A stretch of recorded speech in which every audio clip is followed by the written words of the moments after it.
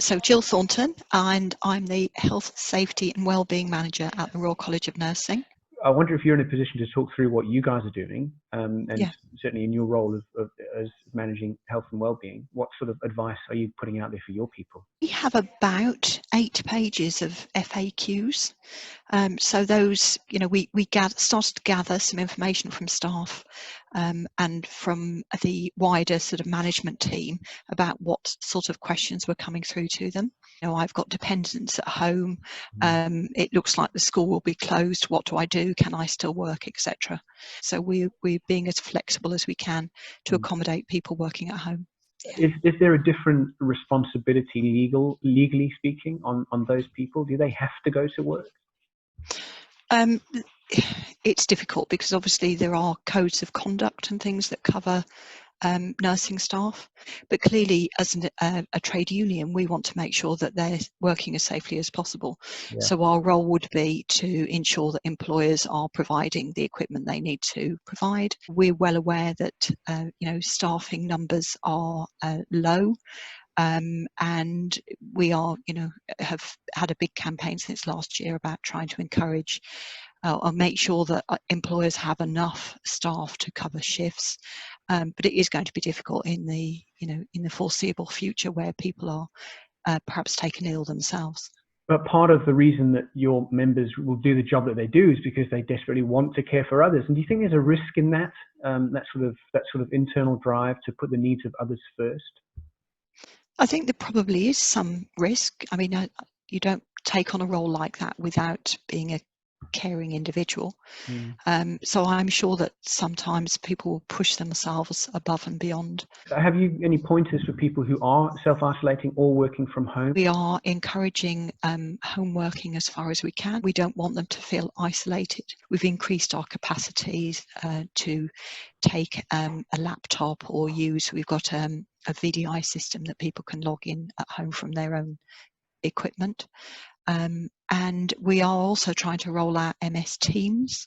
We use Skype as a business tool anyway, so we will ensure that managers keep in contact with their staff. We have mental health first aiders, we have health and wellbeing advocates. So there's plenty of opportunity to get in touch with people, even if you're not in the same physical location. Not everybody's going to have access to a desk, a proper chair.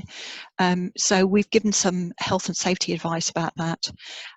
But we also have a forum where people have got issues, can raise anything on that forum from, IT related queries to how do I do something differently. And we would expect managers to check in with their staff and make sure that they are not feeling overwhelmed. We recently had a blog by a member of staff, in fact this morning, who just gave some general lovely guidance about, the time you would usually for commuting, take that time to go out for a walk. Make sure that you take a break at lunchtime. Go out and walk the dog or whatever you need to do just to make sure that you are working as safely and health conscious way as possible. What would you advise people to do to make sure that they're maintaining good mental health and well-being? I think keeping socially aware, so not locking yourself in a room. It is about using your colleagues, checking in with them, so that you are also looking after your mental well-being.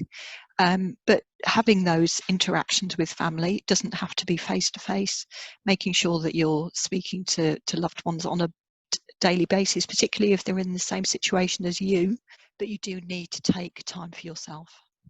It's okay to be worried and concerned about it all. They are unprecedented times, and don't feel that you're alone, because I suspect the majority of people are feeling equally concerned. Am I doing the right thing? Should I be visiting elderly relatives, etc.?